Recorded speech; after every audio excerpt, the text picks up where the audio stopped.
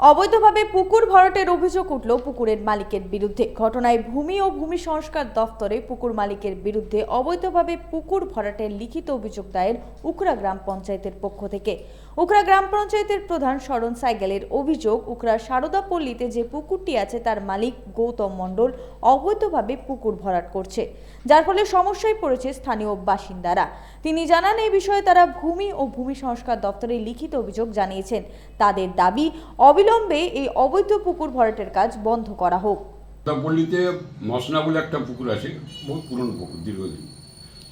ওটাতে দুজনের মালিকানা আছে, একটা হচ্ছে গৌতম মণ্ডল আর একটা হচ্ছে ডাক্তার সিকে ঘোষের ছিলেন আর কি, কিন্তু তিনি তো মারা গেছেন। তার ওয়াইফ সোনালী রায় এখন, তো তাদেরকে নোটিশ করা হয়েছে চিঠি করে। কবে থেকে পুকুর? এটা তো আমরা দুদিন আগে আমি জানতে পারি, যখন একটা ভরাটি চলছে, তো সঙ্গে সঙ্গে সেদিনই রাত্রে আমি লোক পাঠাই এবং সেখান থেকে ফটো আমার কাছে চলে আসে।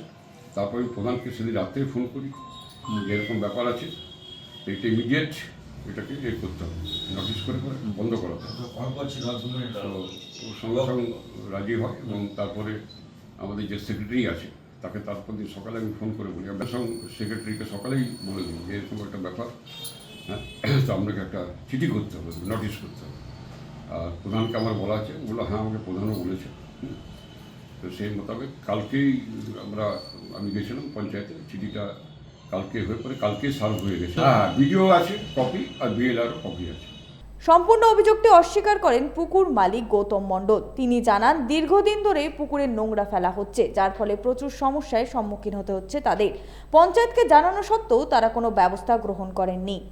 ভরাটি করতে গেলে মাটি এ সমস্ত দিয়ে মরাম টরাম দিয়ে ভরাটিটা হয়, কিন্তু ওখানে গেলে আপনারা দেখতে পারবেন যে ওখানে যত গার্বেজগুলো ফেলা হয়েছে এবং গার্বেজগুলো কিন্তু পঞ্চায়েতের মানে ভার্বাল পারমিশনেই করা হয়েছে। কারণ ওখানে আমি একবার যারা এই গার্বেজগুলো ফেলে তাদেরকে আমি এই বিষয়টা নিয়ে বলেছিলাম, তখন বলেছিল যে উপপ্রধান আমাদেরকে এই গার্বেজটা ফেলতে বলেছে, ওটা নাকি পঞ্চায়েতের জায়গা। তো এই ধরনের এগুলোর তো এগেনস্টে কোনো মানে প্রমাণ হয় না, এই ধরনের অভিযোগ করেছে এবং আমি একবার গিয়ে বারণও করে এসেছিলাম। এবং ওইখানটাতে দেখবেন আপনারা ভালো করে, ওখানটাতে মানে ব্যারিকেড দেওয়া আছে যাতে কোনো ধরনের মানে কী বলে ভ্যান বা যাতে না ঢুকতে পারে। তাহলে আমাদের পুকুর আমরা যদি ভরাট করতে চাই তাহলে আমরা মাটি এ সমস্ত দিয়ে ভরাট করবো, আমরা গার্বেজ কেন ফেলতে যাবো? গার্বেজ ফেলার জায়গা নাকি ওটা? আর তাছাড়া যখন আশিস কর্মকার যখন প্রধান ছিলেন, তখন আজ থেকে অনেক বছর আগে, তখন আমার বাবা বেঁচে ছিলেন, তখন আমরা একটা অ্যাপ্লিকেশন দিয়েছিলাম যে গ্রামের এই যত এদিকের এই ড্রেনের জলটা সেটা আমাদের পুকুরটাই যায়, সেটা যাতে বন্ধ করা হয়। সেই অ্যাপ্লিকেশনও ওরা খুঁজে পাবেন, তখন ওরা রিসিভও করেছিলেন, সেটাও ওনাদের জানার কথা। এনারা তো নতুন সব সদস্য, জানেন না, প্রধানও নতুন, জানেন না বিষয়টা।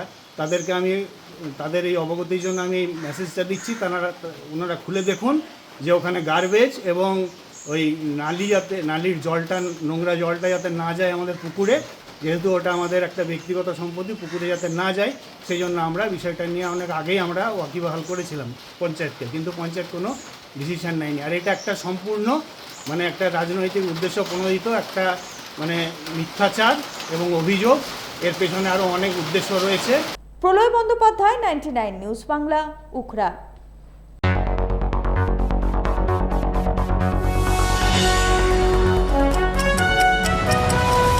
আপনারা দেখছেন 99 নিউজ বাংলা।